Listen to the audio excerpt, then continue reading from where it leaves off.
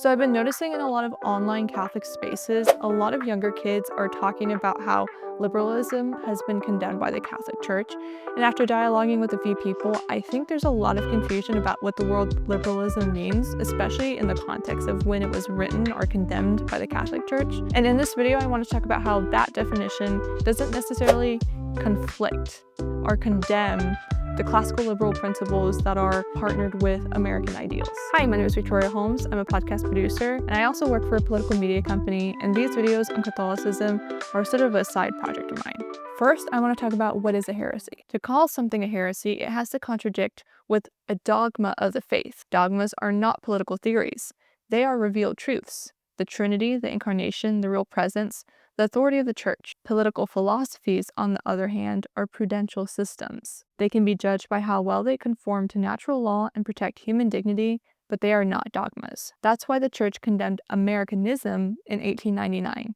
Not because of patriotism or American democracy, but because some tried to reshape Catholic truth around a political ideology. Classical liberalism in its original form is not secular relativism or radical individualism. It's a political vision that authority should be limited and accountable, people are free to seek truth without coercion, rule of law should restrain arbitrary power, and governments exist to secure natural rights, life, liberty, and property. The Church doesn't canonize political systems, but it does recognize truth wherever it finds it. Pope Leo XIII has defended human liberty as a natural gift meant to serve the good. Vatican II teaches that religious freedom is grounded in the dignity of the human person, not granted by the state.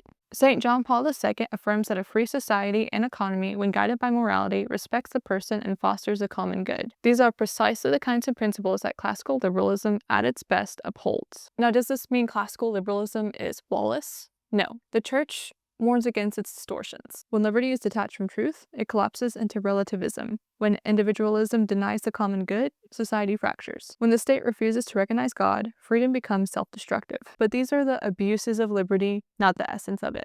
A lot of people online are starting to think that a lot of American principles are against the Catholic Church and that the Catholic Church is condemning it. But I think this kind of, as I said in the beginning of the video, lies in the fact that they don't know the definition of liberalism is, and maybe what some of the American founding principles and virtues are. Now, of course, there are abuses that we can debate and talk about in modern day society. Abortion comes to mind because you can argue that the person who is conceived has the right to life and liberty. But of course, a lot of people in modern society do not see as a fetus as being a person.